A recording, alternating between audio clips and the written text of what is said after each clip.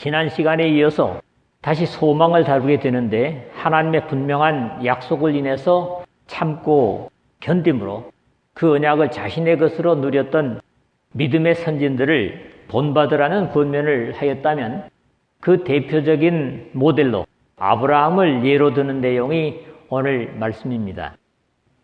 복음을 증거하는데도 아브라함은 실로 믿음의 모범으로 제시하는 사람들이 많습니다.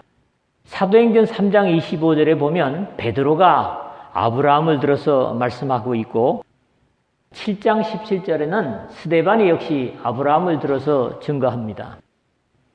그런가 하면 로마서 4장 13절이라든가 갈라디아서 3장 8절 이하에서 역시 아브라함의 믿음을 모범으로 바울은 제시해 주는 것을 읽습니다.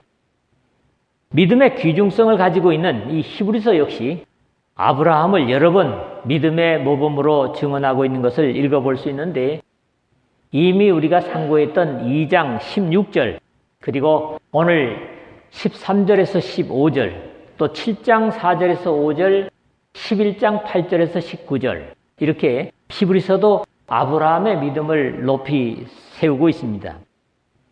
기대하는 어떤 것이 분명하다면 현재 당하는 어려움이나 고통은 능히 감당할 수가 있지만 소망하는 것이 없다면 즉 바라는 것이 한 가지도 없다면 현실에 별 문제가 없다고 할지라도 별로 살아갈 기대를 갖지 못함을 사람들에게서 봅니다.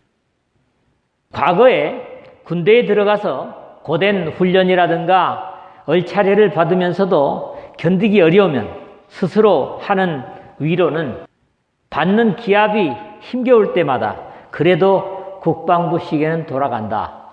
나는 제대할 거다. 그런 군대 생활을 해본 사람들의 경험을 모르겠습니다. 요즘 군대는 어떤지 모르지만은 적어도 제 연령대는 그랬었지요. 우리 하나님께서 예수들을 통해서 주신 약속은 사람이 아닌 하나님께서 친히 맹세하신 너무나 확실한 언약이요 소망인 까닭에 이런 분명한 약속이 있기 때문에 풍랑이 심하여 더 위태하고 강하게 파도가 배를 밀어붙일수록 뻘 속에 더 깊이 박히게 되는 닷과 같다는 비유를 오늘 말씀에서 주고 있습니다. 믿음 생활하는 것이 편했으면 좋을 것 같지만은 사실 핍박도 없고 고난도 없는 무사 안일한 신앙은 그만큼 용기도 도전도 없고 그런 종교 생활이 되고 말 수도 있습니다. 또 풍랑이는 바다 위에 높은 파도가 씨름하는 사공의 애처로운 모습처럼 이 세상의 바다에 온갖 유혹과 시험에 도전하는 하나님의 백성들을 외면하지 않으실 우리 주님의 격려와 위로 그리고 최종적인 승리를 확신해서 믿음이 닷처럼 튼튼히 박히는 신앙의 사람들로 사는 여러분 모두 되시기를 주님의 이름으로 부탁을 드립니다. 첫 번째 오늘 말씀은 13절에서 15절입니다.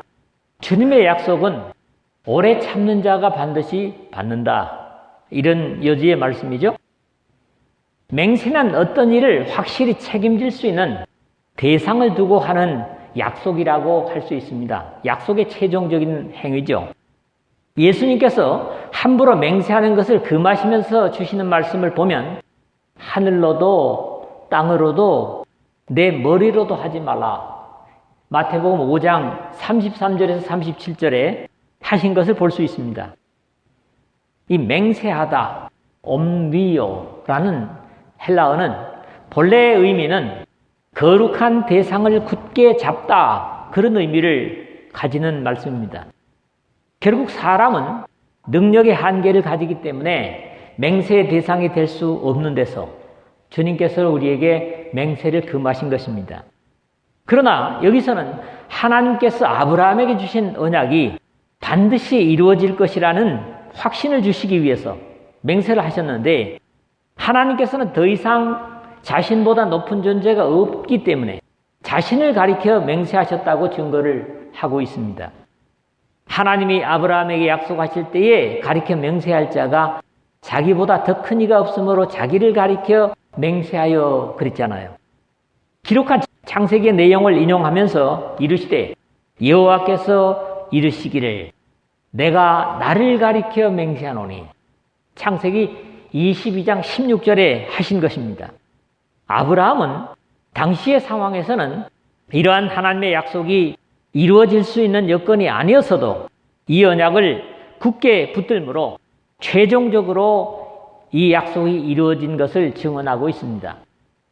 자신의 이름을 걸고 맹세하시고 그리고 맹세로 주신 약속을 이르시되 내가 반드시 너에게 복주고 복주며 너를 번성하게 하고 번성하게 하리라 하셨더니 14절 그랬죠? 역시 본래의 내용 창세기 22장 17절에서 18절의 말씀입니다. 내가 네게 복을 주고 네 씨가 크게 번성하여 하늘의 별과 같고 바닷가의 모래와 같게 하리니 네 씨가 그 대적의 생문을 차지하리라. 또 네 씨로 말미암아 천하 만민이 복을 받으리니 이는 네가 나의 말을 준행하였음이니라. 본래 원문에 그렇습니다. 이는 실로 엄청난 약속으로 이 약속이 아브라함이 하나님께서 약속으로 주신 독자 이삭을 바치라는 말씀을 순종한 후에 주신 언약입니다. 그러므로 하나님께서 아브라함이 하나님께서 주실 복을 받기에 충분히 준비된 후에 주셨음을 우리가 확인할 수 있습니다. 당시 하나님께서 자식을 가지는 것이 불가능한 상태에서 은혜로 주신 이삭이었지만 그 독자 이삭 한 사람을 본다면 위의 약속은 실현이 불가능할 수도 있었을 겁니다. 그런 상황이었음에도 그가 이같이 오래 참아 약속을 받았느니라 하는 확인을 기록하고 있는 겁니다. 믿음과 더불어 사람에게 가장 필요한 덕성이 무엇일까 묻는다면 아무래도 인내, 즉 오래 참음이라고 할 수 있을 것입니다.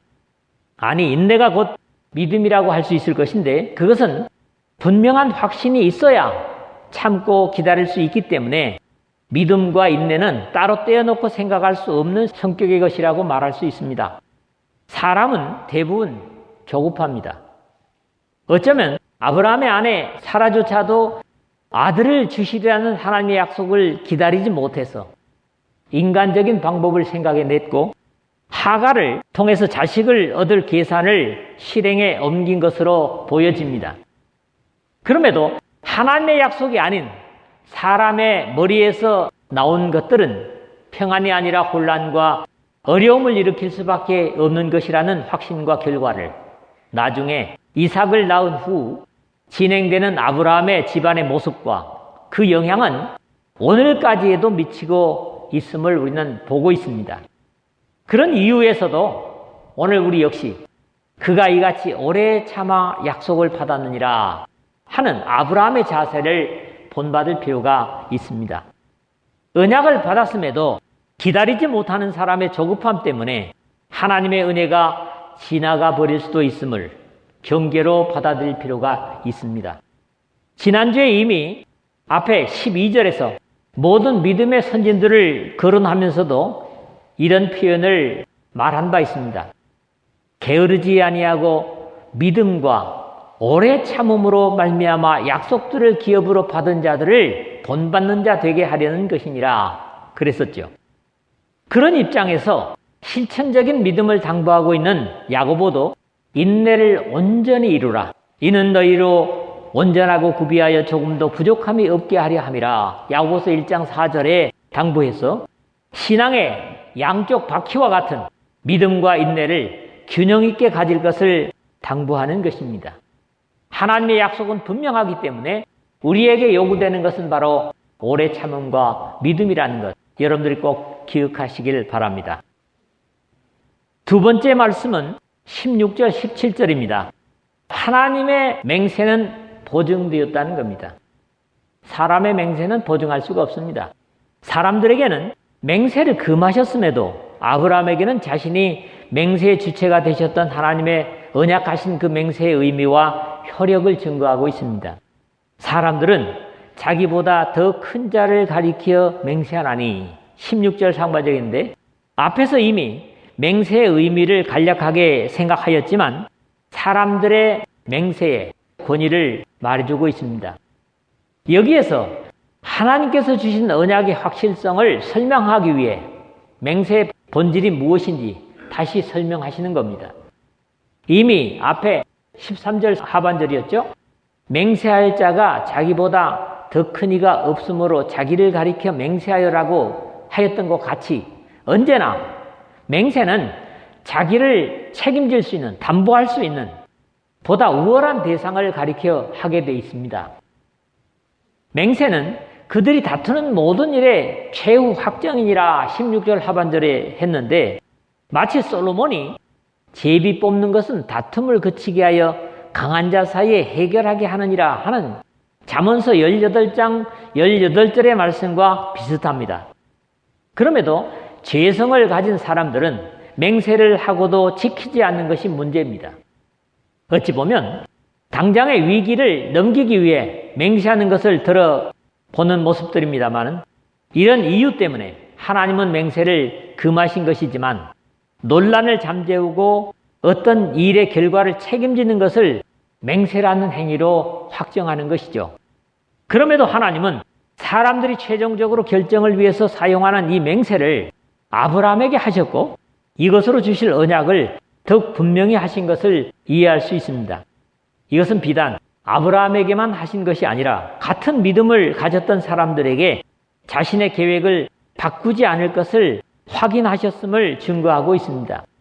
아무 사람에게가 아니라 하나님은 약속을 기업으로 받는 자들에게 라는 분명한 한정을 주고 계시다는 겁니다. 모든 사람에게 하는 것이 아니라는 거죠. 그렇다면 과거 믿음이 선진들에게만이 아닌 오늘도 아브라함과 같은 믿음을 가진 자들에게 이 약속은 유효함을 확신할 수 있습니다. 왜 맹세를 하셨는가 하면 그 뜻이 변하지 아니함을 충분히 나타내시려고 하나님 자신의 인류 구원 계획이 뜻이 어떤 경우에도 변하지 않으실 것이라는 확실한 근거를 주시기 위해서라고 설명하는 겁니다. 이러한 분명한 의지를 이해시키기 위해서 하나님은 약속을 기업으로 받는 자들에게 그 뜻이 변하지 아니함을 충분히 나타내시려고 이 일을 맹세로 보증하셨나니 17절에 하신 것임을 증거합니다. 사람들의 끊임없는 범죄에도 불구하고 하나님은 인류를 구원하실 계획을 결코 취소하시거나 바꾸지 않으려는 이 사랑의 의지를 확신한다면 우리 역시 하나님을 섬기는 것에 불변하는 같은 믿음으로 응답하여야 당연할 것입니다. 또 이런 이유 때문에 죄인 구원을 사람의 의지나 뜻에 맡기지 않으시고 하나님의 자의적인 예정으로 계획과 약속을 실천해 가심에도 충분한 확신과 감사가 됩니다.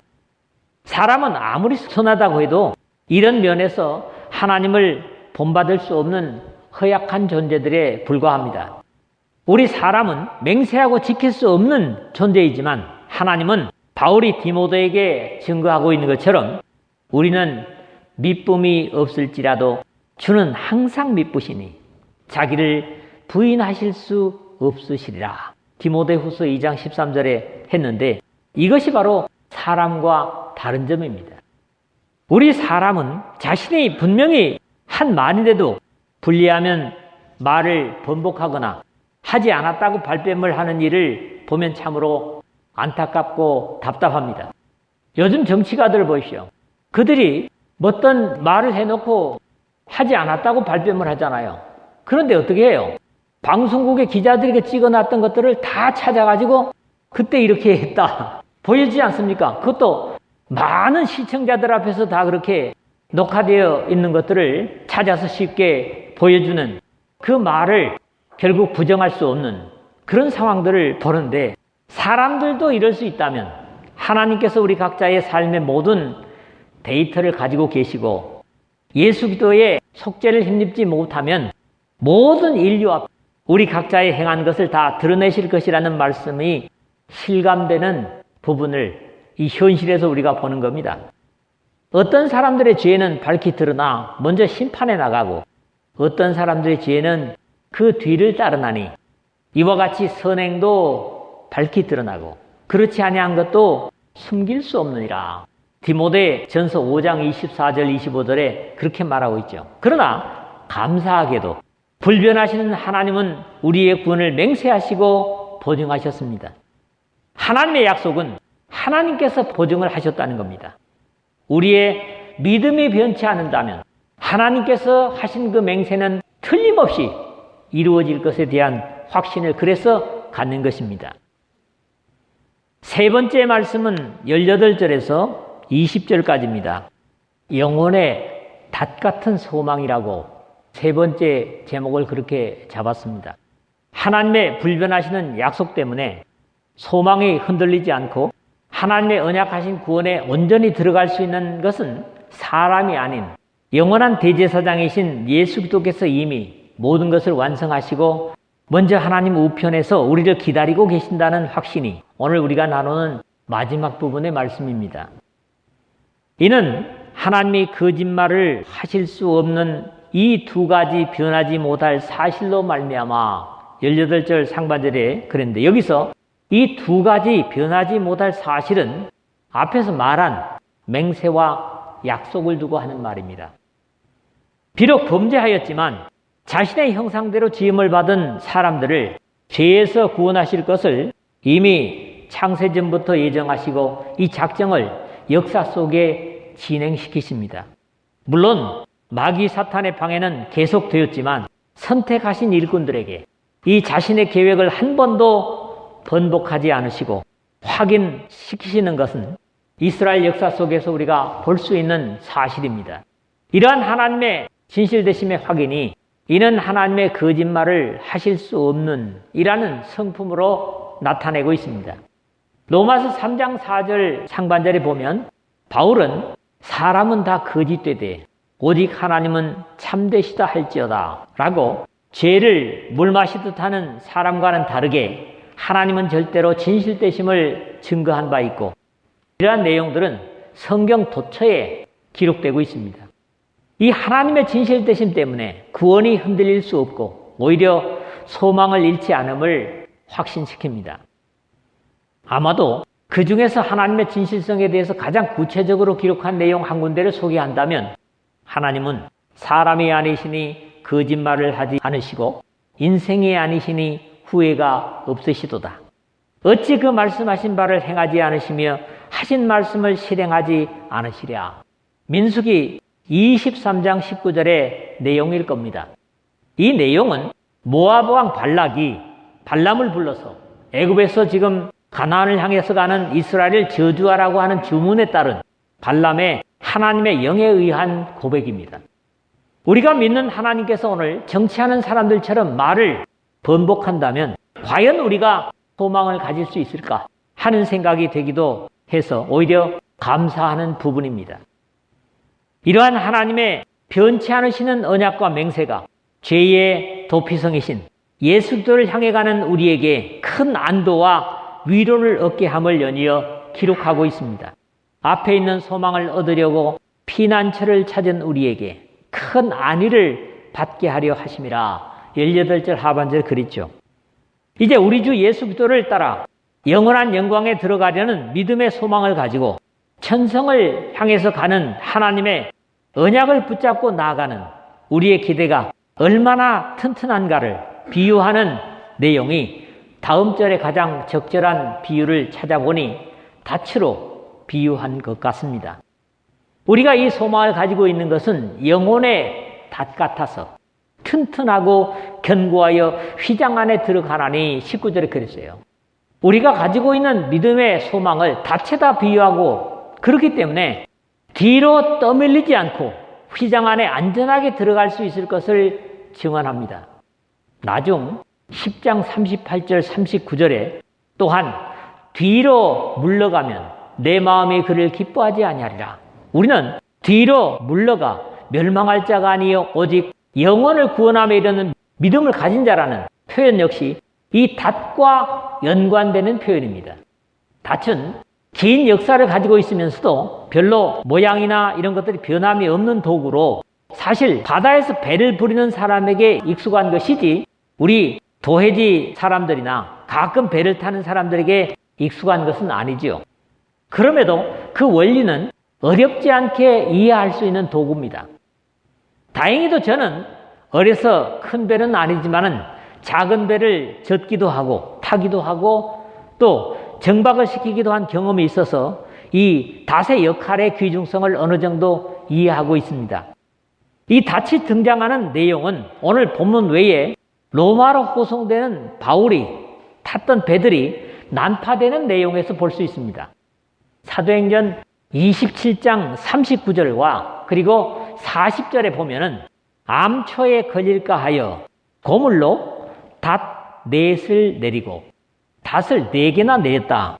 그 다음에 40절에 닷을 끊어 바다에 버리는 동시에 돛을 달고 바람에 맞추어 해안을 향하여 들어가다가 그렇게 돼 있어요.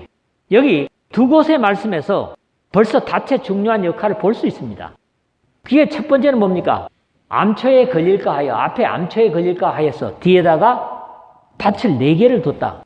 그 다음에 해안으로 들어가기 위해서 닷이 배를 잡고 있기 때문에 이 닷을 끊어버리고 돛을 올리고 해안으로 들어갔다. 그렇죠. 이 시간에 닷의 기능을 다 설명할 수는 없지만은 여기서 히브리서 기자가 설명하고자 하는 영혼의 닷 같아서 튼튼하고 견고하여라는 표현입니다. 닷을 여러분들 그림으로도 보신 적이 있고 양쪽으로 이렇게 된 것에다가 이게 가운데 줄 매는 줄이 있고 그 다음에 여기는 반드시 크로스로 해가지고 견고한 나무를 꽂고 있습니다. 그래서 이게 만약에 뻘밭에 던져지면 당기면 당길수록 점점 깊이 들어가요. 닷줄이 터지지 않는 이상은 절대로 밀릴 염려가 없는 거예요. 그래서 바람이 세게 불거나 하면 배를 정박시킬 때 어떠합니까? 바닥 가운데다가 닷줄 둡니다. 그리고 가에다가 선창에다가 배를 메고 배를 흔들어서 중간쯤 가게 만듭니다. 그래 놓으면 아무리 바람이 불고 파도가 세도 이 닷이 이 배를 잡아주는 거예요. 그렇기 때문에 소망의 인내를 가지고 하나님 앞에 사는 것이 이 닷보다 더 적절한 비유는 없는 것 같아요. 한마디로 표현하면 닷은 배가 심하게 밀릴수록 더 깊이 튼튼히 박힌다는 사실입니다. 그래서 어떤 비유보다 이게 닷의 비유가 적절하다고 말씀드리는 거죠. 이것을 영혼의 닷에 비유하면 세상이라는 경량의 파도에 시험과 환난의 파도가 더 거셀수록 영혼의 닷은 예수 그리스도께 더욱 튼튼히 박혀서 흔들림이 없다는 확신인 겁니다. 적어도 이것이 하나님의 약속과 언약으로부터 온 것이라면 더욱 확실하다는 사실입니다. 그리고 19절 마지막 부분에 휘장 안에 들어가나니 그런 표현이 있습니다. 이 휘장은 본래 성소와 지성소 사이에 있는 것으로 출애굽기 26장 31절을 이하에 여러분들이 보시길 바라요. 이 휘장은 엄밀하게 말하면 하나님과 인간의 구분을 상징합니다. 왜냐하면 이 휘장 안에 들어간 사람은 죽어요. 그러므로 대제사장만이 1년 1차의 두려움으로 들어갈 수 있어서 보통 사람들은 들어갈 수 없는 구별된 곳입니다. 그러나 이제 예수 그리스도께서 이미 그곳에 들어가 계시고 주님의 피에 씻김을 받은 사람들은 최종적으로 그곳에 들어가게 될 것인데 이것은 요한계시록의 새 예루살렘에 말하고 있는 것과 같습니다. 성 안에서 내가 성전을 보지 못하였으니 이 성전이 없었다는 거예요. 이는 주 하나님 곧 전능하신 이와 및 어린 양이 그 성전이심이라. 요한계시록 21장 22절 이렇게 했는데 성전과 성도가 하나가 되는 것을 얘기합니다. 하나님과 구속받은 백성이 구별이 없을 것이라는 선언이죠. 그렇기 때문에 그곳에는 무엇이든지 속된 것이나 가증한 일 또는 거짓말하는 자는 결코 그리로 들어가지 못하되 21장 27절에 요한계시록이요 라는 분명한 구분도 증거되고 있습니다. 이제 이러한 확신과 소망의 근거가 되시는 예수 그리스도를 증언하는 것으로 오늘 말씀이 마무리되고 있습니다. 그리로 앞서가신 예수께서 멜기세덱의 반차를 따라 영원히 대제사장이 되어 우리를 위하여 들어가셨느니라 20절 그랬죠. 여기 멜기세덱에 관한 기사는 다음 주에 연결되기 때문에 그때 가서 자세히 보도록 하겠습니다. 이것은 적어도 이스라엘의 대제사장이 1년에 한 번 자신과 백성들의 죄를 위한 속죄의 제사를 드리고 지성소에 들어갔다가 나오는 모형들의 결론입니다. 여러분들 이것을 레위기 16장에서 보시길 바라요. 들어가기 전에 어떤 제사를 드리고 어떤 자세로 들어가고 또 나와서 어떻게 하고 이런 내용들을 레위기 16장에 여러분들이 볼 수 있습니다. 그럼에도 구약의 대제사장들은 행여라도 죽을까봐 두려워서 금방울을 달고 온갖 안전장치를 다 하였지만은 우리의 영원한 대제사장이신 예수 그리스도께서는 염소와 송아지의 피로 하지 아니하고 오직 자기의 피로 영원한 속죄를 이루사 단번에 성소에 들어가셨느니라. 이 히브리서 9장 12절에 그렇게 증거하고 있습니다. 말씀을 맺겠습니다. 하나님께서는 우리 모두에게 복 주고 복 주시며 하나님의 변치 않을 약속에 참여시키시기를 원하십니다. 믿습니까? 다만 우리에게 필요한 것은 세상에서 믿음으로 인해서 오는 불이익이나 고난을 주실 상급을 바라고 인내하는 것이 필요하고 믿음의 선진들은 다 그렇게 살았습니다.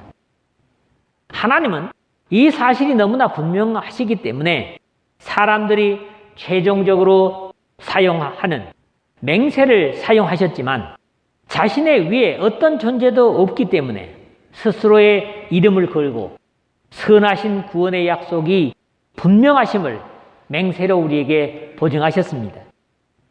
이러한 하나님의 약속과 맹세로 영원한 영광을 찾는 우리 믿음의 사람들에게 소망뿐 아니라 위로를 주시려 하십니다. 이 소망으로 인해서 고통의 바다 같은 세상에서 어려움과 환난을 당할수록 하나님의 영광에 들어갈 영혼의 소망은 더욱 튼튼하고 확실해진다는 약속을 주고 있습니다. 뿐만 아니라 예수 그리스도께서 그 영광의 휘장 안에 먼저 들어가셔서 우리를 맞기 위해 기다리고 계십니다. 이런 이유에서 하나님의 언약을 신뢰하는 모든 성도들은 성령과 더불어 말씀을 의지하면서 인내를 가진다면 이 영광과 신비의 휘장 안에 넉넉히 들어감을 얻을 것입니다. 여러분, 오늘 이 말씀과 함께 확인된 이 사실이 모두에게 그대로 이루어지시기를 주님의 복되신 이름으로 축복합니다.